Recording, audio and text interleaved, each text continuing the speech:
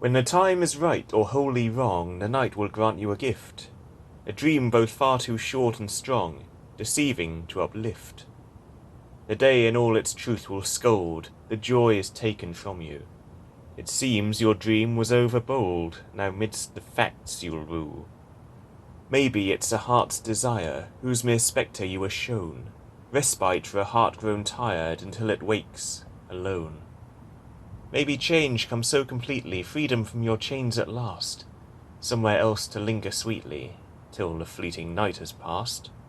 Perhaps it's peace, perhaps it's joy, the end is likely the same.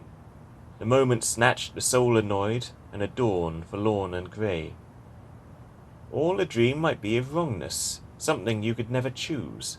So you wake up, wrecked by foulness, and your peace, once more, you lose. Do we hate ourselves so truly, let our dreams fain cause us pain? Do they unmask secrets ghastly, secret wants of loathsome brains? Perhaps it's tempting to despise a slight so easily seen. Tempting, yes, but none too wise, for you know no slight there's been. With each hour that passes through, let yourself return to life. Dream-born echoes will desert you, and leave no lingering strife. What you are, you know already. What you crave, you have to earn.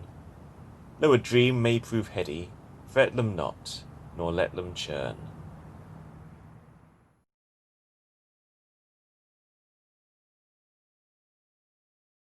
A figure in a crimson cowl leaves a book upon the floor, for someone's made the goddess scowl, and now like books become our door.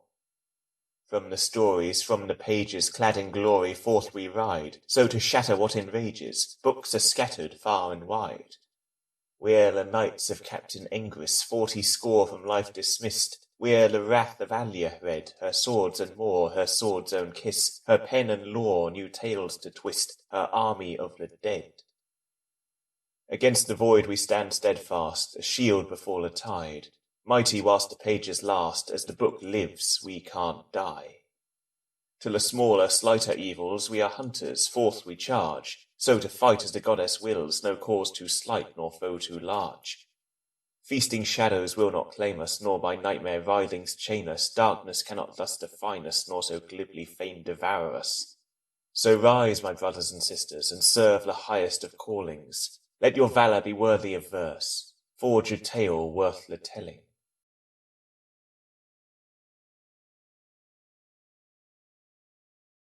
Sunlight through the summer leaves, shadows dancing with the breeze, weaving madly all around my passing over forest ground.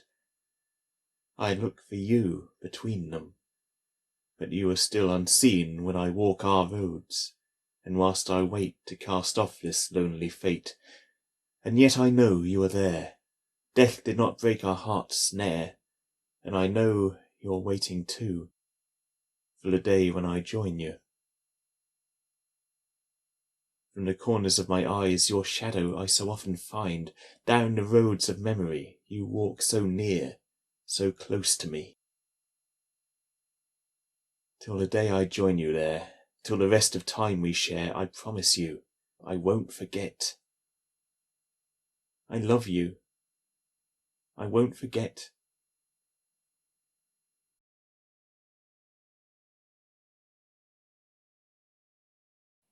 The hilt shall be formed of faithless fingers, hewn from the hands of monstrous traitors, then submerged in the steel ere it cools, a worthy end for some flecks of some fools. This hilt shall be wrapped in a coward's flesh, from their backs by admonishing flails threshed, then tanned and made strong enough for the work which the rest of the coward's fool body did shirk. The heart of the crossguard shall be liar's teeth, pinioned by true metal above and beneath, and naught but truth shall stir these teeth to move. Thus honour evermore keeps their discourse true.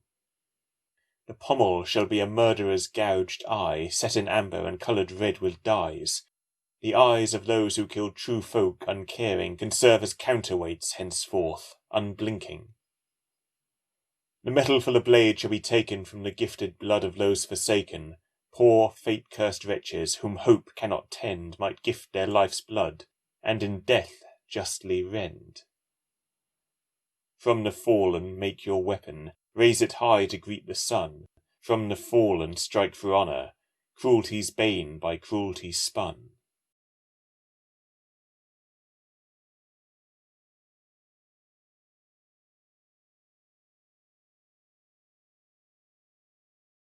A woman stepped onto a train one night. Her 10th shift in a row was done, and the wintry hours now free to her must see her ready for the next one. A woman stepped onto a train one night, half-starved and striving not to close her eyes, feeling dead by the effort to survive. The rhythmic clatter of the pistons ceased. Silence shook the woman's stupor. She looked around and saw in disbelief frozen still was each passenger. The common clatter of the pistons ceased as from behind a shining spectre came. At first the woman thought she'd gone insane. The spirit sat beside the shocked woman and turned to look on her kindly. The face and the voice were the woman's own, and her smile was motherly. The spectre sat beside the shocked woman and spoke. "I am Already of the Vale, come for you, Anna, ere your heart fails. Do not be fearful at the sight of me, for I was born deep in your dreams. Those dreams you sacrificed to live in pain, pain that tears at your life's last seams. Do not be fearful at the sight of me, for I can take you from your mortal plight, and your soul will know what adventures it might. I shall set you free from the work you hate, and the senseless society that chains you to it, driving you to a death which you might welcome finally. I shall set you free from the work you hate. All that follows will be as you decide, once, beyond the veil, you choose to bide. I shall bear you away from your husband, that fallen, vulgar, sluggard thing, who lost his love for you so long ago, and now presumes himself your king. I shall bear you away from your husband, and he shall understand all that you gave, once his comforts you no longer make safe. I shall separate you from your children. No longer shall they leech from you, even now, fully grown and still at home, blazing through life, they lean on you.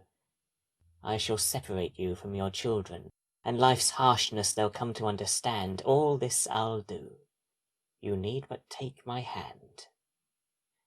Anna did not hesitate, but reached out. Her saviour's shining hand she seized. The sound of the pistons returned at once. The passengers were all released. Anna did not hesitate, and reached out. Yet all she earned was a laugh, cruel and snide, in her own voice, hidden behind closed eyes.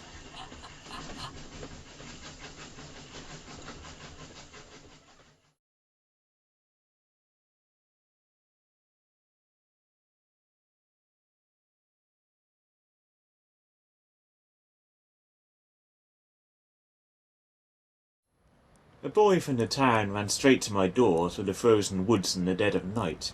Bloodied and breathless, he fell on my floor after warning me of a closing plight. With a seat by the fire and some food, and a flagon of ale, truth to tell, this 9 years youth gave me all of his news, his young voice almost a panicked yell. Yet things were not so dreadful as he thought, for it was naught but one questing squire seeking his spurs through my death, and he'd brought only himself on this quest he judged dire. The fool arrived unsubtle with the dawn, following the wood smoke to my clearing. He came to my house with his weapon drawn, and spat out his challenge, ranting and sneering. "Your time is done, vile witch, face your end. It comes on the point of my holy sword. The souls of the townsfolk I've sworn to defend. You'll practice your black arts on them no more." Had he not been quite so needlessly loud, perhaps he'd have heard the shifting of boards, a simple device built into the ground, sliding lids over pits built into the woodland floor. Sword in hand, he strode towards my doorway and plummeted down a pit with a yelp. For what he'd say next for a time I did wait, but heard only curses, no contrite calls for help. I sent the boy who'd brought warning of this plight back to town to summon my followers, who'd need arrive here some hours ere midnight to help deal with this pest in the snare. I made him promise this time not to run, yet still be swift for his poor parents' sake, who must have been worried for their young son. Still, for his pains, I paid him an apple cake. Once he was gone, I set to the day's work, tending to my gardens and the altars. Yet I could not resist spying on the Burke, who languished in the muddy hole and clamoured. Nor, I'll admit, could I resist some lies as to the nightmarish fate he'd receive. how me and my coven would eat him alive and bind his shrieking soul into a tree. He called out more echoing nonsense to me, of how my soul was damned to the blackest hell, and strove to clamber out his hole constantly, but with each clumsy effort, down he fell. I asked him what evil he thought I'd done, and how his hatred came so easily. Of his own thoughts I dare say he had none, but dogma and insults came easily. When my students came near the witching hour, those who learned the law of medicines from me, the joy of the jape had almost turned sour. Not that this would spare the snipe his penalty. 2 strong-armed youths with their gaffs hauled him out. The rest all laughed at this dishevelled twit. One girl, with a rock, gave his sword-hand a clout, and the weapon fell back into the pit. My boys and girls, 5 in all and near grown, took the churlish squire and bound his hands. This game of ours might just help him atone, though none cared much as they grabbed their barbed brands. The young ones chased the squire through the woods, driving him towards the town with all speed. If they caught up to him, they'd whip his arse good, a sight that all the decent townsfolk would see. For my part, I went back inside to my chair and treated myself to a mug of wine. So passed the days when some lackwit hero dares trouble the peace in this woodland home of mine.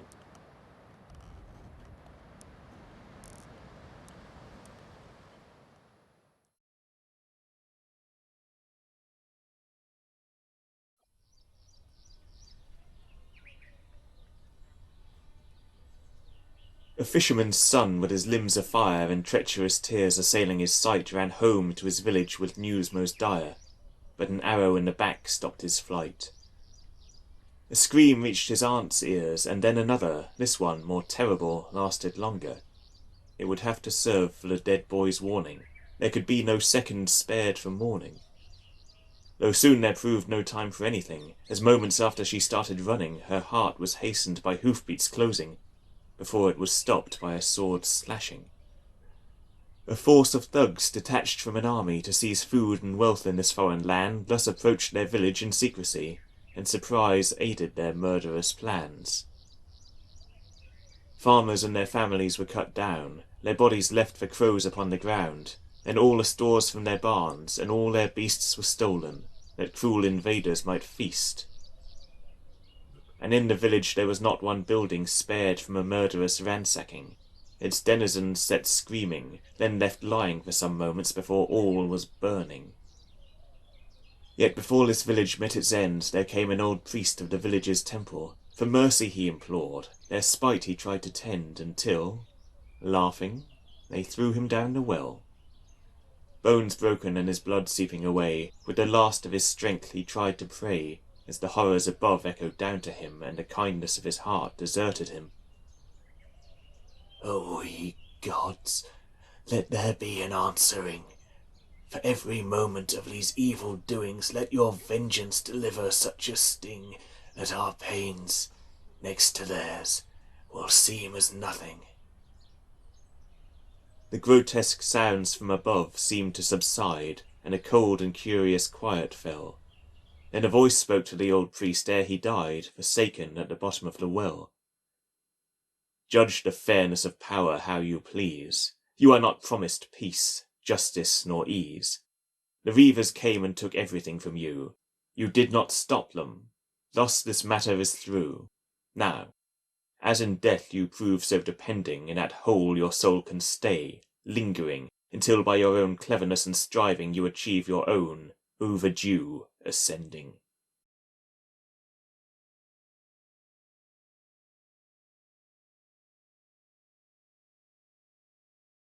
The lands to the north of the plains of mist are ruled by the silver spider queen. From her web-wrought palace she commands 500,000 souls and 5 cities. Rich and bountiful and strong are her lands, which neighbours look upon most jealously, yet they are stalled by the tales men twist, tales of how the frightful queen does feed. Once a week, every week, a sacrifice for which only human meat shall do. The condemned are sent when available, yet few in the realm dare risk such a doom.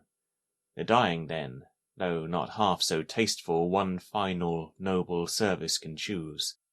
A painful end, but over in a trice, better than months left to wither and rue. Now comes the time of an old grandfather whose wife had been a sacrifice last week. Sickness had haunted them both for a month, leaving them shrunken, wheezing and weak. Last night his final meal he did munch, imploring his family not to weep. Today the Queen must take another, and grant the hasty death he does seek. Ere the dawn he is taken in a coach by servants of the Spider Majesty. A last letter he has left on his desk, a final farewell to his family, for he fears 'twould not be easy to wrest himself from them if they notice him leave. And as the web-wrought palace he approaches, his heart feels sore as he pictures them grieve. The huge and terrifying Spider-Queen bids him welcome with a voice calm and kind. The old man bows with an attendant's aid, and a sense of peace he almost can find.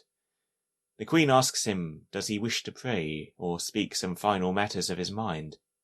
The man asks just that it be done quickly, for his wife and his parents he longs to find. On shaking legs he walks into the web. The Queen moves with all her famed swiftness. 2 fangs sink into the old man's neck, and her poisons work their beastly best. One moment is anguish, but in the next his body slumps down and hangs there, lifeless. And in short order the Queen is fed, and one more soul moves beyond all distress.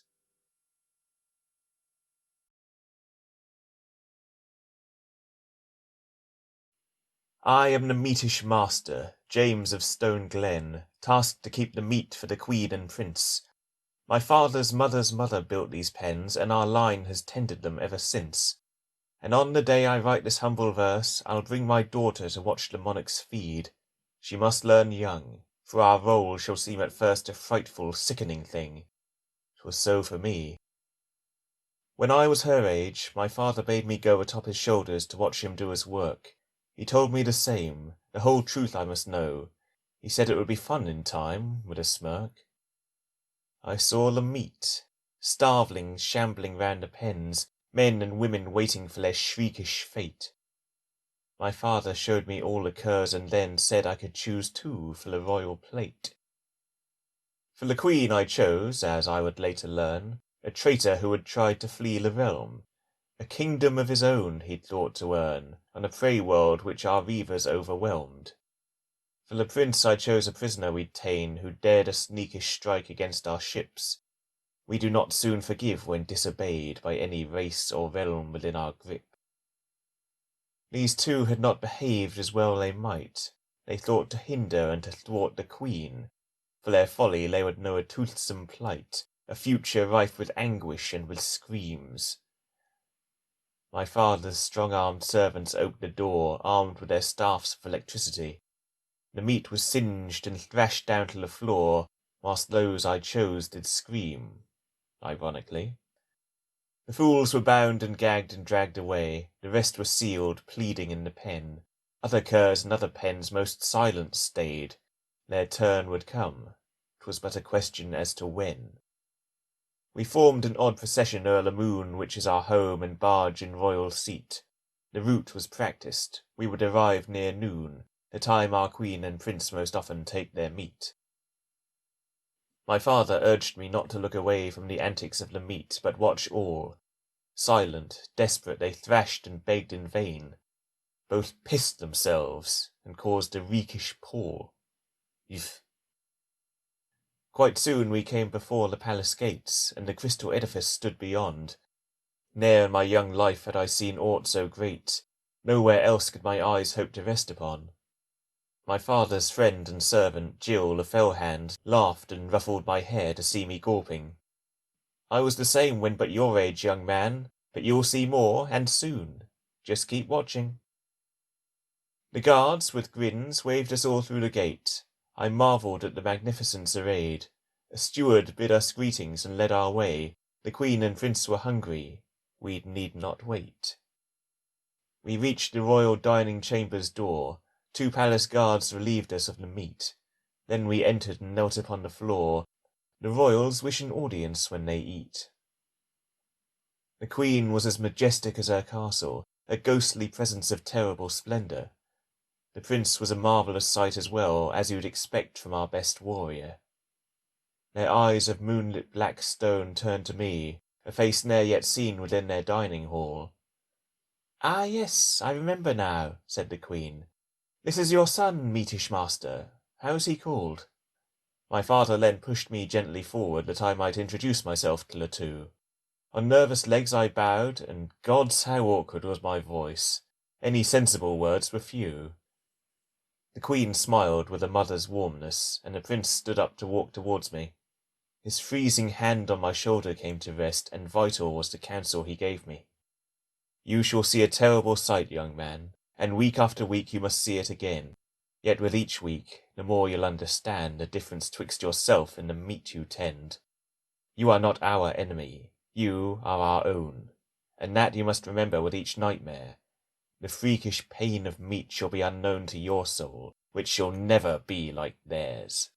They are traitors and monsters, my young friend. In time you will grin as you bring them here. For now, bear witness to their vile end, then start to vie with misplaced pity and fear." The prince shook my hand and returned to his seat. The queen winked at me, then nodded to her guards. The guards in turn brought up the flailing meat, who till the last struggled frantically and hard. My father held my hand, and together we watched the royal jaws spread strangely wide. The teeth grew ceaseless. By dread was I fettered as the meat was borne by oversized tongues inside. The screams were the worst, shattering my spirit, and they only grew worse once the flesh was slain. From out the stomachs, two nightmarish pits, the souls of old meals shrieked out in pain.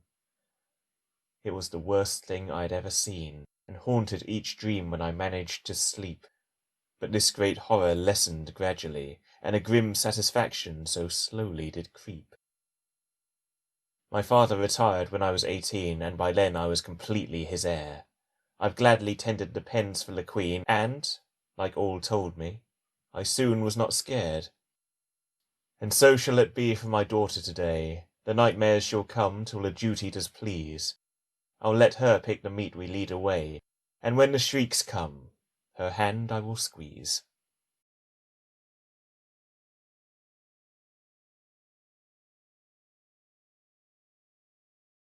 On a snowy street in London town, a Yuletide market was raised, where cook fires and all festive sounds drove the frozen dark away.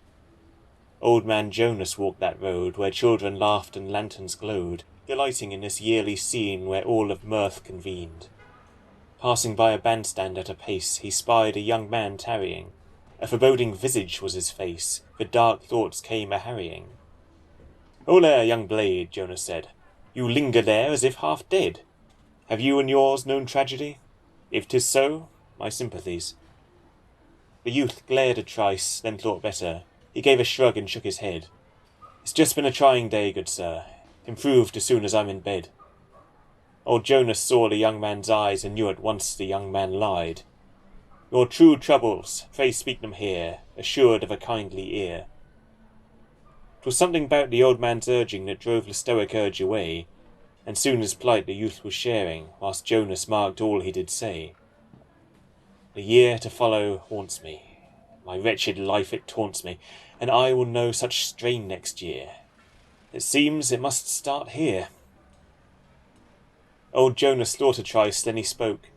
"You have no clue what next year brings, and forge your woe through a lack of hope. Such a state of you it's making. If your life was all you wished, one grim turn might see it dismissed, and those far closer to their doom have seen their lives improve. You must not let dark thoughts rule you. Give them challenge and keep going. Even if their scolds were true, they'd stay true by surrendering. The future has not yet arrived, and the past need not now thrive. Today's a holiday, my boy. 'Tis one you should enjoy." The youth blinked often for some moments. "Though wise your counsel seems to be, it's hard to think it will make a dent in my constant melancholy." "Maybe not, poor gloom-struck youth. You'll need more than just the truth. Round this market, pray walk about. Live not like life has cast you out." The two shook hands, and the youth did weep, and tarried a trice to set his face. The stranger's kindness struck him deep, and for a moment his woe displaced. There's more to life than just the pain. Give not your heart into its chains so trustingly. Blessed be.